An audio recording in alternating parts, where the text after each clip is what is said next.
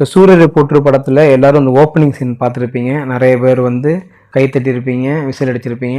ஆனால் அன்ஃபார்ச்சுனேட்லி அது தியேட்டரில் ரிலீஸ் ஆகலை. மேபி தியேட்டர் ரிலீஸ் ஆயிருந்தால் அந்த சீனுக்காக பயங்கரமாக வந்து ஒரு ஓப்பனிங் இருந்திருக்கும். பட் அந்த சீனை நான் பார்க்கும்போது எனக்கு வந்து இந்த ரீடிங் தான் ரொம்ப இம்பார்ட்டண்ட்டாக தெரிஞ்சுது. அந்த ரீடிங் இஸ் வெரி இம்பார்ட்டண்ட்டில் ரொம்ப முக்கியமான பாயிண்ட்டாக இந்த பாயிண்ட்டை ஆட் பண்ணிக்க விரும்புகிறேன். அது என்னென்னா கிம்லி கிளைடர் இன்சிடெண்ட் அப்படின்னு 1983 ஒரு இன்சிடெண்ட் நடந்துச்சு. அந்த ஏர் கனடா ஃப்ளைட் 143 என்ன நடந்துச்சுன்னா, ஒரு பைலட் வந்து இதே மாதிரி ஒரு ஃபியூல் எக்ஸாஸ்ட் ஆயிரும் அந்த ஏர்க்ராஃப்ட்டுக்கு. ஸோ ஃபியூல் எக்ஸாஸ்ட் ஆயிடுச்சுன்னா என்னென்ன பிரச்சனை நிறைய வரும்னா, நிறைய பிரச்சனைகள் இருக்குது. அது என்னென்னா, எந்த த்ரஸ்ட்டும் வேலை செய்யாது, எலக்ட்ரிக்கல் சிஸ்டம் ஃபெயிலியர் ஆயிரும், ஹைட்ராலிக் சிஸ்டம் ஃபெயிலியர் ஆயிரும். ஸோ முழுக்க அந்த ஃப்ளைட் வந்து ஒன்றுமே செயல்படாத ஒரு தகரம் மாதிரி ஆயிரும். அப்போது முழுக்க ஏரோடைனமிக்ஸை யூஸ் பண்ணி தான் கீழே லேண்ட் பண்ணணும். அந்த லேண்ட் பண்ணுறதுங்கிறது அவ்வளோ ஈஸி கிடையாது. செம்ம ஸ்கில்லு, செம்ம டெக்னிக்கல் இருந்தால் தான் அதை பண்ண முடியும். ஸோ இந்த இன்சிடெண்ட்டை பேஸ் பண்ணி தான் சூரிய ரிப்போர்ட்டில் எழுதினாங்கன்னா எனக்கு தெரியலை. பட் ஆனால் இந்த இன்சிடெண்ட் கேட்க செம்மையாக இருக்கும். இதை படிச்சிருந்து அவங்க அப்படியே பண்ணியிருந்தாங்கன்னா இன்னும் செம்மையாக இருந்திருக்கும். இந்த டெக்னிக்கல் விஷயங்கள்லாம் பேசியிருந்தாங்கன்னா படம் இன்னுமே கூஸ்பம்ஸ் கொடுத்துருக்கும். அது சில இடத்துல மிஸ் பண்ணியிருப்பாங்கன்னு நினைக்கிறேன். ஸோ ரீடிங் இஸ் வெரி இம்பார்ட்டண்ட்டாக நான் திரும்ப சொல்கிறதுக்கு காரணம் இதுதான்.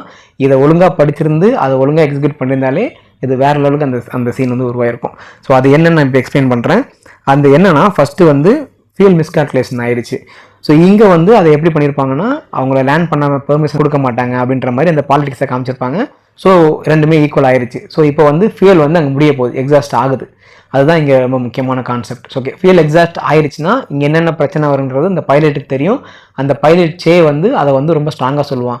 ஃபியூல் எக்ஸாஸ்ட் ஆகுது, காட் டேமிட் அப்படின்னு சொல்லுவாங்க. ஸோ அந்த மாதிரி விஷயங்கள் அவன் யூஸ் பண்ணுறது காரணம் அவனுக்கு நல்லா தெரியும் அதோட பிரச்சனை. ஸோ அந்த டென்ஷனையும் முகத்தில் காமிச்சிருவாங்க. ஸோ தான் வந்து one of the best pilot அவன்கிட்ட இருக்குன்னு சொல்லிட்டு நிறைய பேர் சொல்லி நம்ம அந்த படத்தில் கேட்டிருக்கோம். ஏன்னா எப்படி ஏர்க்ராஃப்டை லேண்ட் பண்ணுறது எனக்கு சொல்லித்தராது என்ன, எனக்கு தெரியும் அப்படின்னு சொல்லிட்டு சூர்யாட்ட அவனே டைலாக் பேசுவான். அந்த ஏர்ஃபோர்ஸ் ஆஃபீஸர் வந்து அந்த நாயுடு வந்து வந்து என்னோட ரொம்ப முக்கியமான பைலட் அவனை என்கிட்ட நீ பிரிச்சிட்டல அப்படின்னு சொல்லி கோவப்படுறது அப்படின்னு அந்த வந்து ரொம்ப முக்கியமான ஒரு பைலட்டாக காமிச்சிருப்பாங்க. அந்த பைலட்டும் இங்கே நான் பேசுகிற இந்த பைலட்டுக்கும் அந்த அவ்வளோ சிமிலாரிட்டி இருக்கும். இந்த பைலட் பேர் வந்து ஏதோ பிஎஸ்என் அப்படின்னு வரும். அவர் வந்து என்ன பண்ணுவார் அப்படின்னு பார்த்தோம்னா, ஸோ ஃபியூல் எக்ஸாஸ்ட் ஆயிடுச்சு. ஒரு 41,000 அடியில் இந்த வண்டி நிற்குது, ஃப்ளைட் நிற்குது, இன்ஜின் லாஸ்ட் ஆகி பவர் இல்லாமல் நிற்குது. இப்போ என்ன பண்ணணும்னா, முழுக்க அப்படியே கீழே விழுந்தால் என்ன ஆகும், அவ்வளோதான், சுக்குநூறாக நொறுங்கிடும். இப்போது ஏரோடைனமிக்ஸை வச்சு யூஸ் பண்ணி அந்த ஸ்கில்லை யூஸ் பண்ணி ஃபுல்லாக கிளைடர் மட்டும் கொண்டு போயிடுவாங்க. ஸோ அதை அப்படியே பறந்து மிதந்து காற்றுல அடி மிதந்து அப்படியே அந்த ஸ்பீடை குறைச்சி அப்படியே கீழே இறங்கணும். யோசிச்சு பாருங்கள் எவ்வளோ ஸ்கில்லு தேவைப்படுன்னு. இது என்னென்னா, அது சக்ஸஸ்ஃபுல்லாக அவர் பண்ணிடுவார். உள்ளே இருந்த பேசஞ்சருக்கு ஒருத்தருக்கும் ஒன்றும் ஆகாது, சில பேருக்கு மட்டும் தான் மைனர் இன்ஜுரி இருக்கும், மற்றபடி எதுவுமே ஆகாது. ஸோ அவ்வளோ பர்ஃபெக்டாக அவங்க இறக்குவாங்க. அந்த மாதிரி இறக்குறத காமிச்சிருந்தாங்கன்னா சூப்பராக இருக்கும். அந்த கேப்டன் பேர் இப்போ நான் எடுத்து பார்க்குறேன். அந்த கேப்டன் பேர் கேப்டன் ராபர்ட் பியர்சன். ஸோ அவர் வந்து எக்ஸ்பீரியன்ஸ் கிளைடர் பைலட்டு. இப்போ வரைக்குமே அதை பயங்கர என்னோண்டாக பேசுகிறாங்க. ஸோ அவர் என்ன பண்ணார்னா, ஒரு லேண்டிங் ஸ்ட்ரிப்பை வந்து சூஸ் பண்ணிவிட்டு அங்கே என்ன பண்ணிட்டாருன்னா, இன்ஜின் பவர் போயிடுச்சுல. ஸோ இன்ஜின் பவர் இல்லை, பிரேக்லாம் த்ரஸ்ட்லாம் வேலை செய்யாது. ஸோ அதனால மேனுவலாக தான் பிரேக்கிங் பாசிபிள். ஸோ அப்போ வந்து என்ன பண்ணியிருப்பார்னா, சைட் ஸ்லிப் மேனுவர், அதாவது கிளைடிங் டெக்னிக் அதை எக்ஸிக்யூட் பண்ணி ஸ்பீடை ரெடியூஸ் பண்ணி அந்த ஆல்டிடியூட்லேருந்து கீழே இறங்கி அப்படியே கீழே அந்த இதை டச் பண்ணுவார், அந்த லேண்டை டச் பண்ணுவார். ஸோ இந்த மாதிரி வந்து ஒரு பயங்கரமாக பண்ணியிருப்பாங்க. இதை பற்றி நீங்கள் வந்து வீடியோ பாருங்கள், இல்லைனா நீங்கள் கேளுங்க, பாருங்கள். இது வந்து ஒரு பயங்கரமான ஸ்கில்லாக பார்க்கப்படுற ஒன்று. ஸோ வந்து ஃப்ரண்ட்டில் இருக்கிற ஒரே ஒரு அந்த லேண்டிங் கியர் மட்டும் நோஸ் கியர்மாங்க, அது மட்டும் கொலாப்ஸ் ஆகிருக்குமே தவிர நோ ஃபேட்டலிட்டி, யாரும் இறந்துருக்க மாட்டாங்க. சில பேருக்கு மட்டும் மைனர் இன்ஜுரிஸ் நடந்திருக்கும். ஸோ கம்ப்ளீட்டாக அந்த பேசஞ்சர்ஸ் அண்ட் க்ரூ வந்து சேஃப்லி எவாக்குவேட் பண்ணுவாங்க. அந்த மாதிரியும் செம்மையாக பண்ணியிருப்பாங்க அந்த ஒரிஜினலாக பண்ணது. ஸோ அதை பேஸ் பண்ணி இவங்க இன்னும் டீட்டெயிலாக ஒர்க் பண்ணியிருந்தாங்கன்னா இன்னும் செம்மையாக இருந்திருக்கும். அதுக்கு கிரெடிட் கொடுத்து அவங்க வந்து அந்த சீனை வந்து ரெடி பண்ணியிருக்கலாம். ஆனால் இங்கே எப்படின்னா, கொஞ்சம் புகை வர வச்சு அவங்களுக்குள்ள ஒரு கிளம்சி ஆக்கி வந்ததுக்கப்புறம் ஏர்ஃபோர்ஸ் பீப்புளெலாம் அடித்து அவங்க எடுத்துகிட்டு போய் அதுக்கப்புறம் ஒன்றுமே ஆகாத மாதிரி கையில் ஒரு கட்டு போட்டு நின்றுட்டு ஒரு என்கொயரி நடக்கிற மாதிரி நடக்கும். ஸோ மேபி இந்த சீனை இவங்க படிச்சிருந்தாங்க, இன்னும் நல்லா படிச்சிருந்தாங்க அப்படின்னா இதுலேயே பயங்கரமாக அந்த சீனை உருவாக்கியிருக்கலாம். அது மூலமாக என்ன கதையில் பண்ண முடியும்னா, வந்து ஒரு பயங்கரமான ஒரு கிளைடர் டெக்னிக் இருக்கிற ஒரு பைலட்டு அப்படிங்கிறத ரொம்ப ஸ்ட்ராங்காக வந்து அந்த இடத்துல எஸ்டாப்ளிஷ் பண்ணியிருக்கலாம்.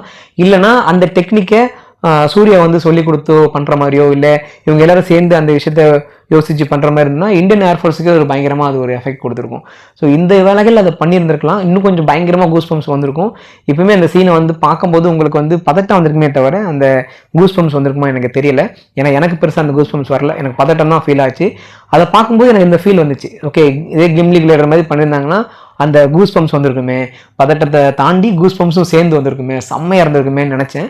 அதை தான் வந்து உங்க கூட நான் பகிர்ந்துக்கணும்னு நினைக்கிறேன். ஸோ நீங்கள் வந்து ரீடிங் இஸ் வெரி இம்பார்ட்டன்ட் நீங்கள் புரிஞ்சுக்கிட்டு நீங்கள் கதை எழுதுறீங்கன்னா, ஒரு சீன் எழுதும்போது இந்த மாதிரி சீன் இதுக்கு மாதிரி நடந்திருக்குதா, நம்ம வேறு ஏதாவது படிக்க முடியுமா, ரெஃபரன்ஸ் பண்ண முடியுமா, R&D பண்ணி அந்த சீனை இந்த அளவுக்கு சூப்பராக மாற்ற முடியுமான்னு நீங்கள் வந்து கவனிச்சிங்கன்னா சூப்பராக அந்த சீனை கூஸ் பம்ப்ஸோட உருவாக்கி பீப்புளுக்கு ஆடியன்ஸுக்கு பயங்கரமான ஒரு எக்ஸ்பீரியன்ஸை கொடுத்து நீங்கள் படத்தை சக்ஸஸ்ஃபுல்லாக ஆக்க முடியும். ஏன்னா அதுதான் நமக்கு தேவை. எந்த மனிதர்களை பாராட்டணுங்கிறது நம்ம ரொம்ப முக்கியம் நமக்கு. ஸோ இங்கே கேப்டன் கோபிநாத் வச்சு நீங்கள் படம் எழுத முடிவு பண்ணிட்டீங்கும் போது இது சம்மந்தமாக மற்ற ஃபாரினர்ஸில் யாராவது இந்த மாதிரி டெக்னிக்லாம் யூஸ் பண்ணி நிறைய நடந்திருக்குன்னா அவங்களெல்லாம் கூட நீங்கள் ரெஃபரன்ஸ் எடுத்து அவங்களுக்கு நீங்கள் கிரெடிட்டை கொடுத்து அவங்களையும் நீங்கள் வந்து பாராட்டுறதை செஞ்சுருந்தீங்கன்னா மனிதர்கள் வந்து இப்படி தான் நம்ம வந்து சக மனிதர்களை பார்க்குறாங்க, பாராட்டுறாங்க, காப்பாற்றுறாங்க அப்படின்ற விஷயங்களை நல்ல ஒரு பாசிட்டிவ் தாட்ஸை வந்து கதை மூலமாக எல்லாத்துக்கும் சொல்லிக் கொடுக்க முடியும். ஸோ நீங்கள் வந்து முடிஞ்சால் இந்த கிம்லி கிளேடரை பற்றி படிங்க. எனக்கு வீடியோ இருக்கலாம் தெரியலை, வீடியோ இருந்தால் நான் வந்து ஷேர் பண்ண ட்ரை பண்ணுறேன். ஸோ GMLI கிளைடர் இன்சிடென்ட் ஏர் கனடா 143 1983 நடந்தது.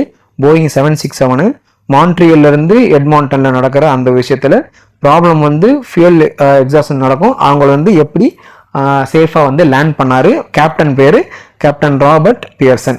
இதுதான் அந்த இன்சிடென்ட். போய் படிங்க, தொடர்ந்து நிறைய படிங்க. அப்போ தான் நிறைய நல்ல கதைகளை உருவாக்க முடியும். நல்ல சீக்வன்ஸ், நல்ல சீன்ஸை உருவாக்கி நல்ல படங்களை கொடுத்து நல்ல விதமான தமிழ் சினிமாவை நம்ம உருவாக்க முடியும் உலகத்தரத்துக்கு. உங்களுக்கு வீடியோ பிடிச்சிருந்தா லைக் பண்ணுங்கள், ஷேர் பண்ணுங்கள், சப்ஸ்கிரைப் பண்ணுங்கள். உங்களுக்கு ஏதாவது டவுட்ஸ் இருந்தால் கமெண்ட் பண்ணுங்கள். உங்கள் கமெண்ட்ஸ் எடுத்து Q&A வித் அறிவன் அப்படின்ற பிளேலிஸ்ட்டில் ஒரு வீடியோவை போடுவோம். அந்த வீடியோ உங்களுக்கு பிடிச்சிருந்தா லைக் பண்ணுங்கள், ஷேர் பண்ணுங்கள், சப்ஸ்கிரைப் பண்ணுங்கள். நன்றி.